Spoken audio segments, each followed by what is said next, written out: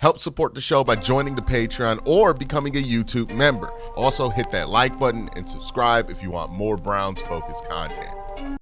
Okay, so we have some good news when it comes to Quinnshon Junkins, and this is very much needed. Quinnshon Junkins, who had left the game from what felt like a scary-looking knee injury, had to be carted off, put in the air cast, immediately traveled to Cleveland Clinic to get looked at. It seemed like a very scary situation, especially considering that we didn't get to see an angle of the actual injury itself because the broadcast deemed it too graphic to show on air, which had a lot of people concerned. After the game, we got some positive updates that they are still looking at knee damage, but it does look like it is an ankle and a fibula fracture, which from my understanding of things is better because bone damage can heal a lot stronger than knee damage, knee ligament damage, which tends to be a much more difficult recovery process, right? You break a bone, the bone will heal on its own and you don't have to like strengthen the bone itself, right? Like the bone itself will heal. Whereas like if you tear your ACL, not only do you have to get the ACL repaired, then the ACL is going to be sore once you get it repaired. And that has to heal. And then you got to get to the point to where you can get that ACL muscle stronger, as strong as it was before you started. And then you can be recovered, right? Like it's a whole lot more complicated from my understanding things, rehab process. So that's what we know. We were waiting on the fact if there was ligament damage or not. It is confirmed as from the Browns. Kevin Stefanski said at the podium today that there is no ligament damage in Quinnshon Junkins' knee, which is great news, right? It's just a dislocated ankle and the fractured fibula. It sounds like he'll be back for training camp next year, and he should be back full go for training camp. So that's good news. I will say, reserve a little bit of salt, right, for this diagnosis, because the Cleveland Browns organization itself has not really had a trustworthy reputation when it comes to injuries and being honest about what's going on and what players are going through and what the rehab looks like. I mean, every year there is something like this where it's like, hey, they said Mike Hall would be back from camp. Mike Hall's not back from camp, and then they keep Mike Hall on the active roster, and then it's like 6 weeks later, and he's still not active for a game.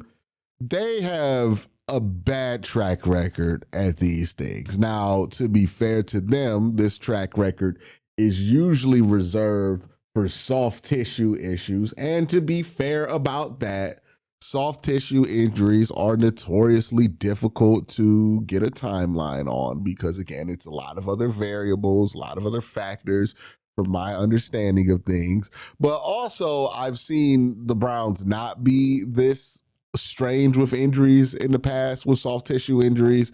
I've seen other teams not have these issues. It seems like these issues are unique to the Cleveland Browns, or at least the frequency that we see these issues pop up are unique. So keep in mind the Browns' reputation when it comes to injury, right? Like we're hoping that he could be back from camp. And it seems like with a bone break, there's not going to be a lot of complications there, right? Like when somebody's coming back from an ACL tear or something like that, there can be a lot of things that slow down that process in the rehabilitation stage of that injury that can greatly change the return. That's why recovery times for the ACL injury and like an Achilles injury vary so drastically between players to players, right? Some guys can come back from an Achilles in like 6 months. Some guys, they're out a calendar year, right? Like there's a lot of variables when it's talking about rehabbing a muscle. Again, from my limited understanding of things, I'm not a doctor, but a bone injury, like as long as you can heal it and there's not like a staph infection or something when you go and try to do the surgery, it should recover on its own as long as the muscles are immobilized, right? So he'll be in a boot, a pretty big boot for a while, I would imagine, probably be in a wheelchair for about 3 months or 3 to 6 months or something like that, or in crutches, because he's probably gonna have that whole leg casted up. But from my understanding, this is good news. This means he will make a full recovery, or is likely to make a full recovery, and the impact on his future career is not predicted to be much here, right? With bone injuries instead of muscle injuries. So that's the first bit of news I wanted to get off here. I thought this was pretty good news. We also have an update on Deshaun Watson. I don't know why people keep doing this with Deshaun Watson. I don't know why people keep acting like he's going to play. It's pretty obvious that the Browns have given up on Deshaun Watson being the quarterback for this team. Every single year, there's like some kind of article of, oh, the Browns might use him to be this and that. And it's like, since the owners' meeting, when the owner of the team said that Deshaun Watson is a swing and a miss, that told you what the intentions were with Deshaun Watson going forward. And the intentions were that there were no intentions for Deshaun Watson going forward. But every month, we get a different report from Mary Kay or Tony Grossi or whoever's putting this bullshit out there. Oh, they might play Deshaun Watson by the end of the year. Well, they're not going to play Deshaun Watson this year, but you know what they're going to do? They're gonna put Deshaun Watson as the bridge quarterback next year. And it's like, we're not planning on starting this guy intentionally anytime soon. If Deshaun Watson starts another game as a Cleveland Brown, it is because he is the only one who can play quarterback that is eligible on the roster to be the quarterback for the Cleveland Browns. It is not going to be by intention, or maybe a new coach comes in here and sees some use with Deshaun, but I highly doubt it, right? The idea of the Browns like intentionally trying to start him, and again, go back to the beginning of the season and hear what these reports have been with Deshaun Watson. It's ludicrous. Every time it's ludicrous, right? We could go back to OTAs, people talking about Deshaun Watson might make training camp.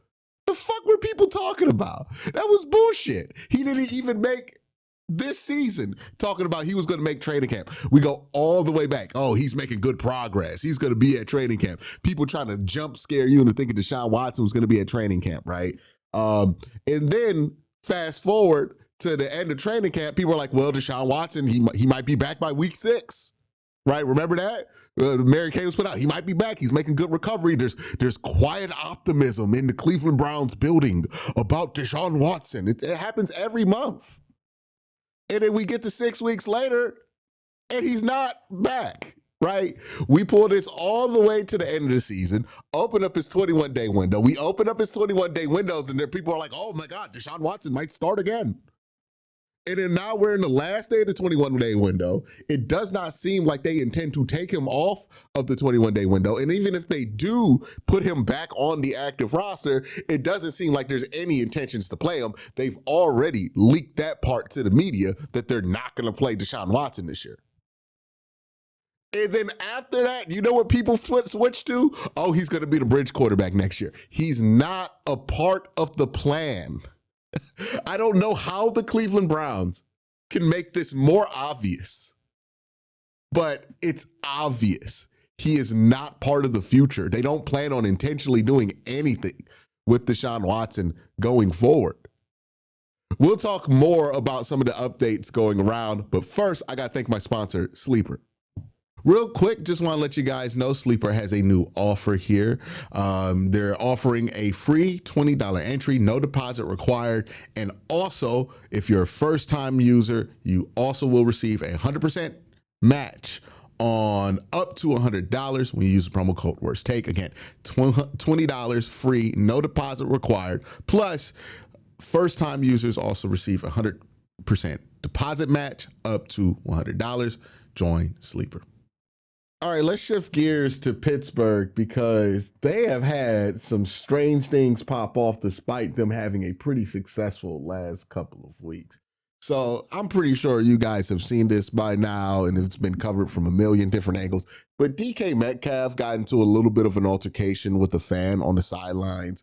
Now, it does appear that the fan said some pretty unforgivable things to DK Metcalf and directed towards him. Some words that we know you can't say to DK Metcalf, and things about his mama. And apparently this guy has a history with DK because he pointed him out before the start of the game. And maybe that's why he's wearing that weird wig to kind of hide himself from security personnel. It might be entirely possible that DK kind of just like doesn't get any punishment for this because it is seen as like, hey, security should have done something. The fan was out of pocket. It is what it is. From what I've heard, the story is, I'm going to be honest with you, I ain't shedding no tears for that guy. That guy's fine. He didn't get hit in the face or anything like that. And if he said what he said to DK, he's lucky that that's all that happened to him, being honest with you, right? Like, you know, I ain't really going to sit here and be like, DK should be arrested. DK should be suspended. If that's what was said to him, I have no problem with what DK did. But we'll see if that's actually what went down, what kind of evidence we get dropped of this whole thing. It kind of reminds me of the Jalen Ramsey story from earlier this year where Jalen Ramsey, after the game, said he had punched Jamar Chase because Jamar Chase had spit in his face. And we were all like, I don't know if that happened. I didn't see that on the broadcast. And then the camera angle dropped of Jamar Chase spitting in his face. And everybody was like, oh, okay, never mind. Jamar was tripping. Like, you know, he was the wrong one in that situation. So, yeah, I feel like that's one of those. We'll see if the NFL suspends DK or not. We'll see what kind of things pop up. I'm not really too, invested in it, but we'll see what happens. Also, another question about this game coming up is, will Pittsburgh be in a situation where they have to win it, and what their response would be if they're not in a situation where they have to win? Because Pittsburgh won against the Lions, and if the Ravens lose on Saturday against the Packers, they will know going into Sunday that they're going to be fine. They can lose out and still be division champions for at least, I think that's how that works. Let me know if I'm wrong on that, but I believe that's how that works. They would have clinched the division. I don't think the Steelers are going to take this game lightly because this could also clinch them if Baltimore wins. So I think the Steelers are going to prepare for this game as a must-win all week, and that's not really going to change based on the result of Saturday's game. We'll see what that result is, but I wouldn't plan on the Steelers taking it easy on the Cleveland Browns this week. And when has Mike Tomlin ever really took it easy on the Cleveland Browns? It's not really a thing unless it's the last week of the season. And even then, we've never really blew them out. So we'll see what happens here. The Browns are a pretty bad football team, so I don't think we need Pittsburgh to be in playoff mode to lose to them. But we'll see what happens here. But that's that kind of update that I have on everything. Let me know what you guys think in the comment section down below. Y'all have a great day. Have an even better night. Peace.